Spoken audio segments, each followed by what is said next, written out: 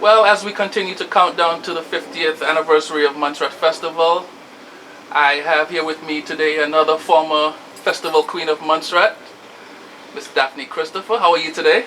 I'm good. How are you? I'm quite fine. Okay. Thanks for spending some time with us here today and talking a little bit about your experience as festival queen.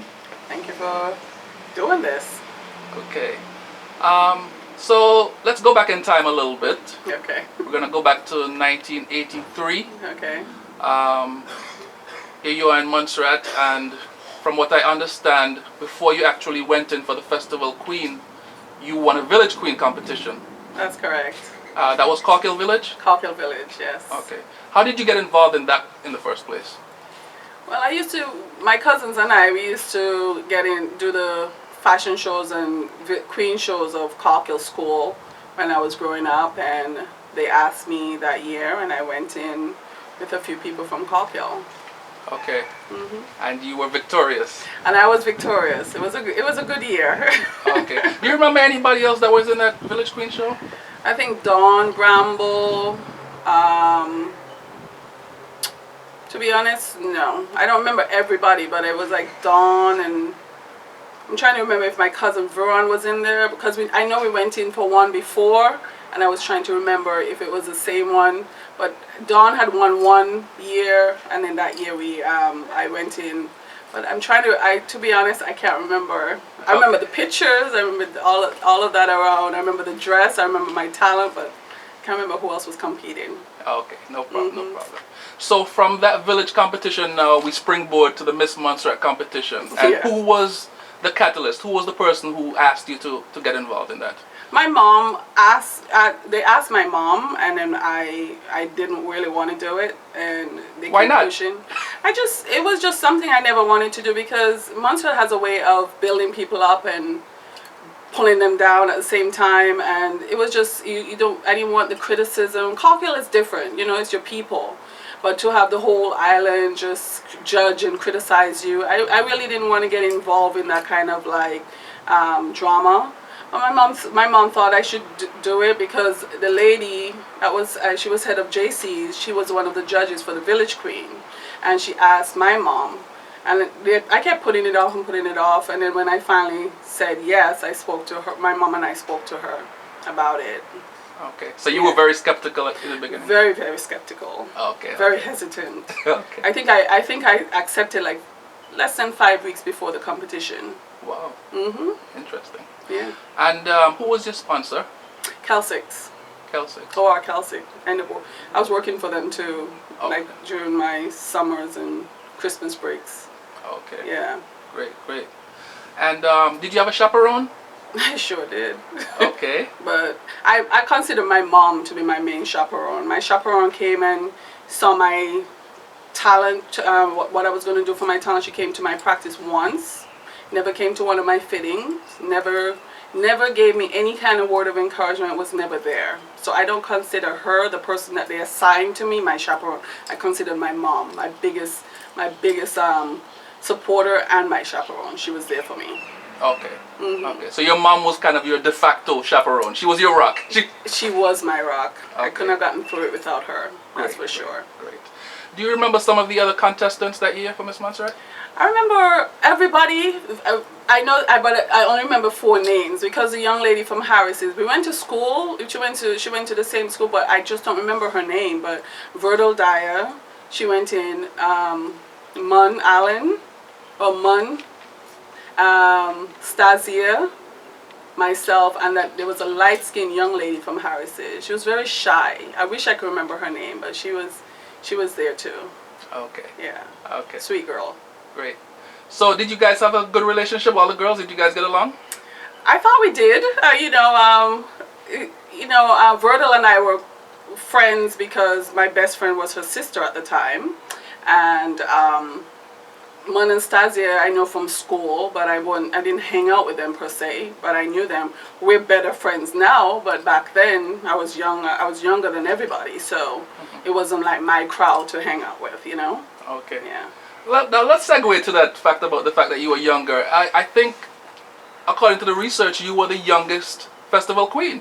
I was 15. So if anybody is before that, I would say that, yeah, that's right. Because I don't know anyone younger than that. Right. And from what I understand, a lot of people did not know you were 15. No, because I was pretty mature for my age. Okay. So is it possible that had they really researched and found your age, you might not have been able to enter? I think they changed the rules then. I think you had to be 18 after that. I think you had to either be in, secondary school and 18. But I could be wrong, but I believe that they changed it after that, especially when I went to OECS, I know there's people that has been in competitions that was 16 and stuff after me, but before that, it was, a lot of people had to be 18. I think the Montserrat Festival, they changed that, but okay. I don't follow it, so I could be wrong. All right, so let's fast forward to the night of the show now. Mm-hmm. What was it like? Give me a description of what it was like there in Sturge Park. It was crowded. My mom was right there. Like I said, I didn't see my chaperone. I see all the other girls. Everybody was nervous but excited. You have the people criticizing, you have the people like supporting you. So it was like a hodgepodge of just like different emotions, and just to go through them. Like I remember I've done, fashion shows, but like going in and coming off and getting yourself ready, making sure everything is in place and stuff like that. And got to the stage when it came to my speech, it started raining. Okay. And then, of course, in my mind, I was like freaking out because I'm like, they're not going to hear my speech. But I stayed on the stage in the rain and I said my speech. I got flustered because I was like worried the judges weren't going to hear me. Everybody was trying to get out of the rain. But fortunate, God was on my side. They allowed me to say my speech over again, and it was flawless. Okay, Mm-hmm. I see. Yeah. Now, I must ask you, you said you were skeptical about going in the first place. Mm-hmm. When did that skepticism transfer to confidence on the night of the show? I always had confidence. Confidence was never the problem. A lot of people thought I was stuck up because I had so much confidence. But that came from my mom. I remember when I was like 9, and my mom was like, always leave this house with your head held high. And I've always done that. It's not a matter of being stuck up. It's not a matter of thinking you're better. But I have to know who I am. First of all, I'm a child of God, and I was a Christopher. And I always took pride in that. So I always walk with that knowledge and move with that knowledge. So the confidence was not there. And to go back to I wasn't going to go in, but my boyfriend at the time told me I couldn't go.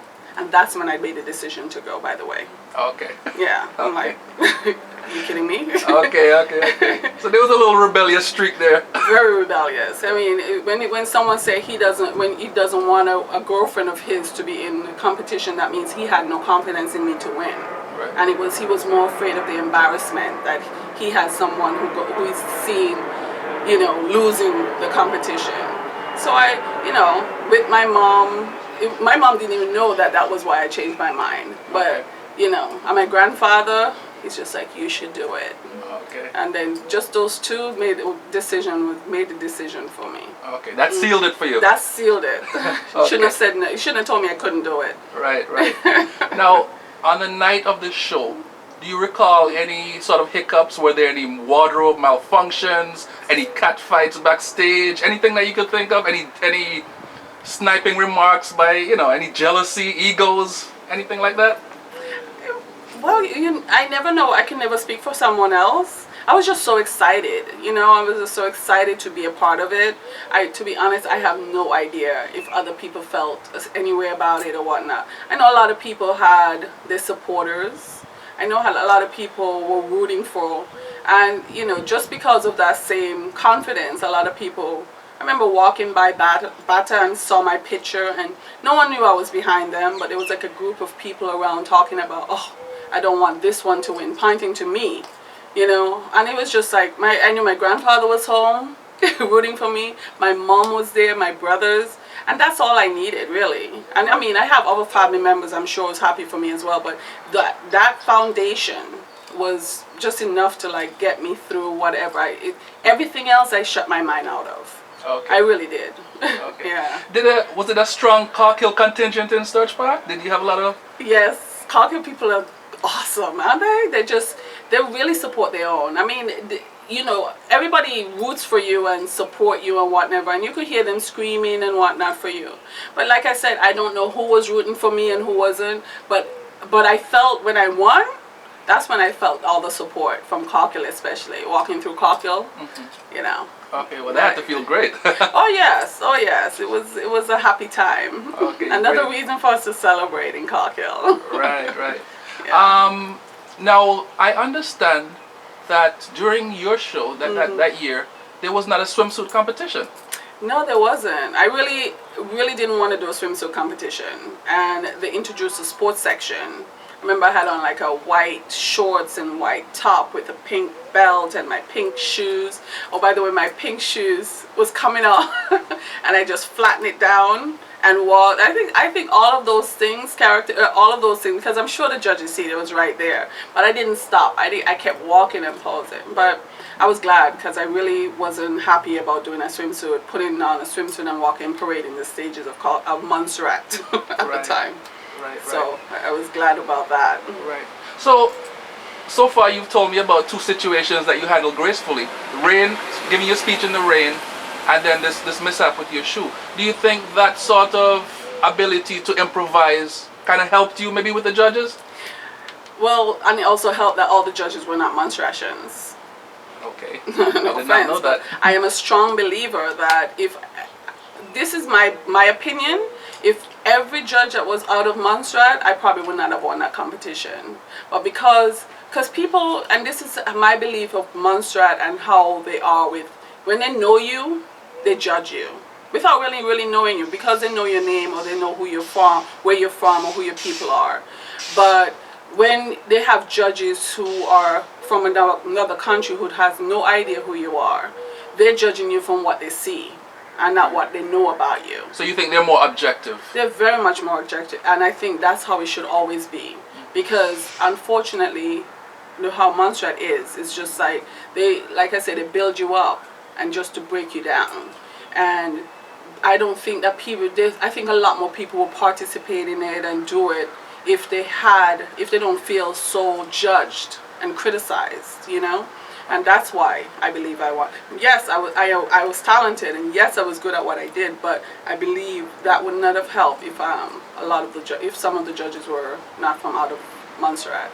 Okay. Lived in Montserrat, from out of Montserrat. Right.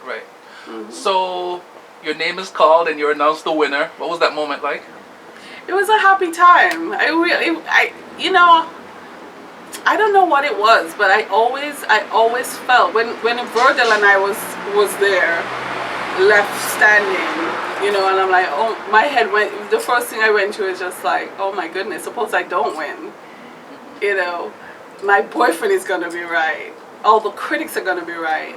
But then I said, I can't think that. My grandfather said to me, you go in there and you do your best, and I know you can do this. And then I said, and I know he was home listening to it on the radio.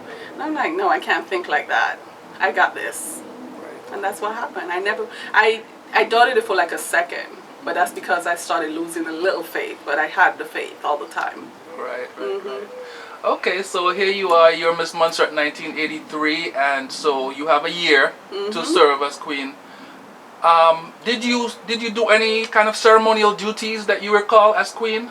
Anything, any government functions, anything like that you could recall? No. During that year? I mean, we had a ceremony where we got our gifts. I met a lot of people, as far as like, you know, from I guess artists that came there, but it wasn't set up. I just so happened I was always introduced as Miss Montserrat. I went right back to work at Oasis and, you know, and stuff like that. So it wasn't like, you know, they took the time to nurture and develop the position that I got. Oh, really? Yeah. Okay, I see. So it seems like you have some mixed emotions about the whole experience. That's an understatement. Right.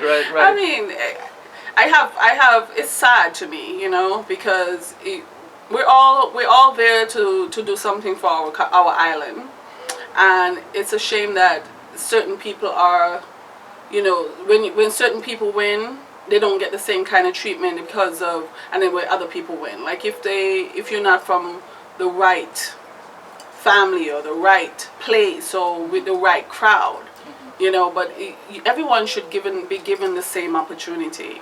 Right. I was never asked. I don't know if anything changes, but except for the fact that I had to be there to crown the next queen, I didn't know. No one really cared or followed up after that. Right. Mm-hmm. Okay. Mm-hmm. And you did mention a little while ago about the prizes. Do you recall the prizes you got? It's embarrassing actually to talk about. By the way, my so-called chaperone, took my trip money and left with it. I never got that money. It was my mother's hard-earned money that took me to. I got the trip to St. Thomas, but I also supposed to have spending money. We didn't have a dime. My mom took her hard-earned money, and she's like, "No one's gonna take this from you." And she bought a ticket. Well, she had the ticket. It was 2 tickets, and she made sure that we got to St. Thomas. I got a blue nightgown. I got a toaster, and that was it. That was it. That was it. A trip, a toaster, and a blue nightgown. Wow. Did you get to keep your crown? Yeah, no. No, that would be a negative. I had to hand the crown over to the next queen. The next queen. Yeah, I didn't get an imitation. I didn't get a duplicate. I didn't get like a fake nothing. It was just like, okay, your job is done. Pass it along. It's like passing on the baton. Right. Yeah. Right. Wow, it's so funny. You're the third former Miss Montserrat I've interviewed, and whenever I bring up the subject about prizes, they all have this little snicker. It's like they all say, "Wow, it's..." Because you hear the prizes, you hear them announcing them, and you're thinking, okay, these things are coming. So where are they? You have all of these sponsors. You have all of these people who supposedly donate. Okay, if you didn't earn that prize, you shouldn't be taking that prize. So where are the prizes? Right. And if you want me to represent this island as a winner, then you're supposed to I didn't go in for it for the money or anything, but just give me what I have earned. You know what I mean? Mm-hmm. But it's just another thing I just brushed off my shoulder and just moved on. Right. Because I said that does not define me. So right. I had to go by that. So when you see the Queen show these days in Montserrat, and you see these girls getting brand new cars and laptops and different things like that, do you wish that those were the prizes back when you competed? Yeah, I do. I mean, it would have been nice, but I also wish they had the question and answer, because it would show, and the cultural part of it, because it would show the intellect and the intelligence of the girls that went in during my time. Because like I said, we weren't just pretty girls parading around, showing off our bodies. We had intelligence as well. So it would have been nice to showcase that. But the girls now, good for them. And it's good to see Montserrat evolving. And at least, when you get a car, it's not something, somebody can't go and take that car and you're going to know, oh, that's the Miss Montserrat car if you're driving around in it. The other presents, we can go to their house and look at them. But the right. cars and stuff like that, you could see who if it's donated, if somebody else is driving it instead of the person who won it. Right, that's a good point. That's yeah. a good point. So, final question. Okay. And I asked the other former queens I've interviewed this. Mm-hmm. If you were writing a book about your life, would winning Miss Montserrat be a chapter in that book or just a footnote? It would be a chapter because it was an important time of my life, It catapulted me to where I'm at today. I'm thankful for the opportunity. It happened. I wouldn't say necessarily want to do it again, but just because of the experience I had and the unfortunate experience in some cases. But I also have to take the good from it. And the good from it is that, it gave me a title. I'm among a list of beautiful people, beautiful and intelligent people. And it also allowed me the opportunity to travel and competed in other competition and stuff like that. And anything to represent Montserrat, I'm always about. So if I would have to write about it, I would write about it so it would be down in history. Okay. So yeah. So I don't have any regrets. I don't have any regrets about doing it. I just have regrets about some of the unfortunate things that happened during that time. Right. Mm-hmm. Well said. Okay. Well, Daphne, thank you so much for spending time with us here today. My pleasure. You still look lovely. I try. And thank you so much. I don't know if you're going to be in Montserrat for the 50th. I'm working on that. I want to be there because I'm very thankful for what you're doing, because this is a good thing, because it's unfortunate that enough people don't historize. I don't know if that's the right, to make a history of what goes on in Montserrat, and to videotape, just like our pictures and stuff, like, of the competition. I wish there was a lot more pictures of during that time. Yeah, people have their personal, but I wish there was somebody who just like, this is for Montserrat. We'll always have this, in history. And I thank you so much, Edwin, for really taking the time and doing this. And I'm supporting you 100%. And I hope you get everybody on board. Thank you very much. You're very and welcome. thanks again.